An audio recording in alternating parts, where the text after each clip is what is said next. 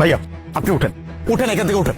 ভাইজান কি স্যার এরকম করতেছেন কে? আরে ভাই আপনি আগে উঠেন না, এখন সোজা ওইখানে গিয়ে দাঁড়াবেন, আমি যখন ডাকবো তখন আসবেন। যান, আর এটা দাঁড় যান।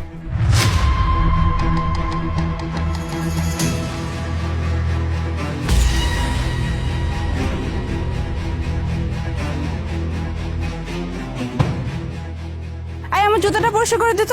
কি ব্যাপার, তুই এখানে? এইখানে না অন্য একজন মুচি বসতো, উনি কোথায়?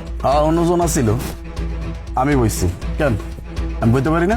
না তেমন কিছু না, অবশ্যই এখানে যেই বসুক না কেন ওই তো মুচি, কাজ তো সেমই, মানুষের জুতা পরিষ্কার করা। যাই হোক, এখন কথা না বলে চুপচাপ আমার জুতাটা পরিষ্কার কর নে। আপনার কাম আমি করতে পারুম না। আসলে কি বললি তুই? হ্যাঁ, তোর এত বড় সাহস, 2 টাকার মুচি হয়ে তুই আমাকে বলতেছিস তুই আমার জুতা পরিষ্কার করতে পারবে না? আরে তোর কাজই এইটা, মানুষের জুতা পরিষ্কার করা, আর তুই আমাকে না বলতেছিস? তুই জানিস আমি কে? হ্যাঁ, আমার বাবাকে, আমার বাবা এই শহরে কত বড় বিজনেসম্যান, আমি চাইলে না তোকে আর এই তোর মুচির সবকিছু মিলায় এখান থেকে সরাই ফেলতে পারি 1 সেকেন্ডের মধ্যে।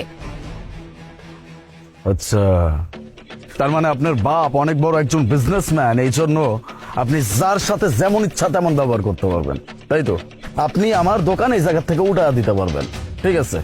আপনার বাপ কে না কি এটাতে আমার কিচ্ছু যায় আসে না।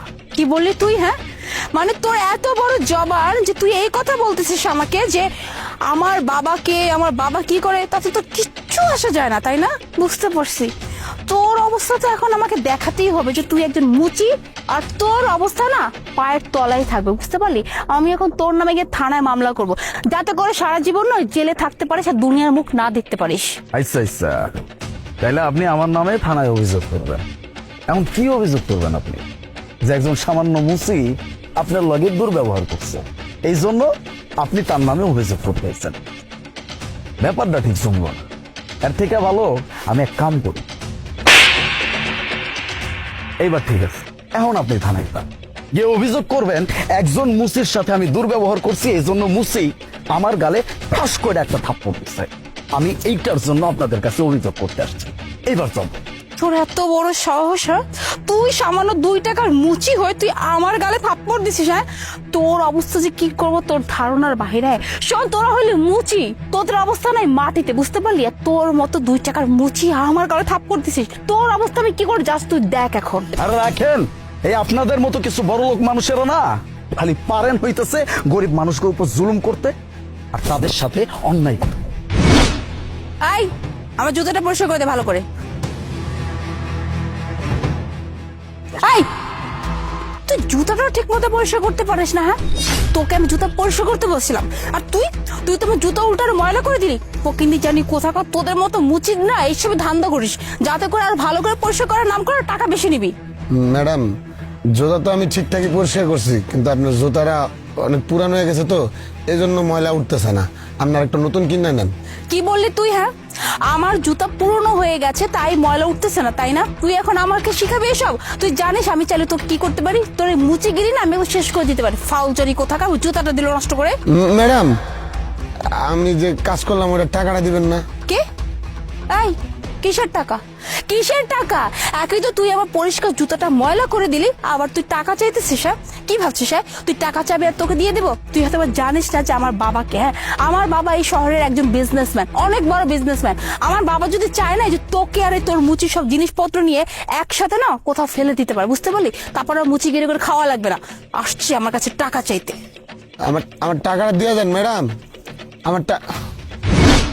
কি ম্যাডাম, এবার বুঝবার পারছেন আমি কোনো মুসি না।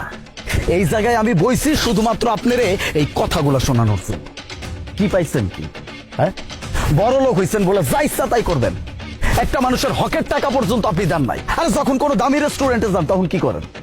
তাদেরকে তো 50-100 টাকা এমনিতেই টিপস দিয়ে আসেন, তখন তো আপনার গোগায় বাজে না।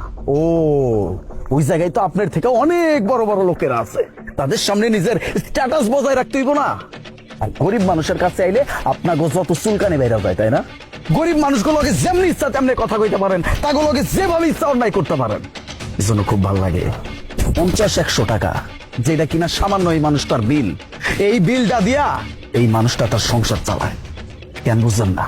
হ্যাঁ, আপনার বাপের যথেষ্ট পরিমাণ টাকা থাকতে পারে, আপনি যথেষ্ট পরিমাণ শিক্ষিত হইতে পারেন, কিন্তু আপনার বাপে আপনার মানুষের লগে কেমনে কথা কইতে হয়, মানুষের সাথে কেমন আচরণ করতে হয়, ওইটা আপনার শিখতে পারে। এই শিক্ষা আপনার ভিতরে নাই। আইসে আমার নামে অভিযোগ। সরি ভাইয়া, আসলে ভুলটা আমারই ছিল। আমি আসলে আপনার সাথে অনেক খারাপ ব্যবহার করে ফেলেছি। আসলে আমাদের মতো কিছু মানুষ আছে যারা কিনা এই যে মুচি, তারপরে ঝাড়ুদার, তারপরে হচ্ছে রাস্তাঘাটে যারা ছোট ছোট ব্যবসা করে, এই যে ঝালমুড়িওয়ালা, ফুচকাওয়ালা, এদেরকে আমরা মানুষ বলে গণ্য করি না, তাদের সাথে খুবই দুর্ব্যবহার করি আর তাদেরকে কখনো সম্মানও করি না। কিন্তু আজকে যখন আপনি আমাকে এভাবে বুঝালেন, তখন আমি রিয়েলাইজ করতে পারছি যে আসলে আমি এতদিন যাবৎ কত ভুল করে আসছি। ভাইয়া দেখেন, আমি তো আপনার সাথে খারাপ ব্যবহার করে ফেলছি, আর যদি পারেন আমাকে মাফ করে দেন। I am sorry. আপনি আমার কাছে ক্ষমা চাইতেছেন কে? অন্যায় কি আমার লগে করছেন? অন্যায় যার লগে করছেন তার কাছে নাই। এই যে ভাই, এদিকে আসেন। ভাইয়া আমি আপনার সাথে কিছুক্ষণ আগে যে দুর্ব্যবহার করছি, এর জন্য আমি ক্ষমা চাচ্ছি। যদি পারেন আমাকে ক্ষমা করে দিন। আসলে আমি এখন বুঝতে পারছি যে আমি আপনার সাথে কত বড় খারাপ ব্যবহার করছি, কত বড় অন্যায় করছি। আপনার কাছে আমি হাত জোর করে ক্ষমা চাচ্ছি ভাইয়া, আপনি আমাকে ক্ষমা করে দিন। আর এই যে আমি আপনার টাকাটাও দিয়ে দিচ্ছি, এই যে নিন। ম্যাডাম, আপনি যে আপনার ভুলটা বুঝতে পারছেন, এটাই আমার লেগে অনেক।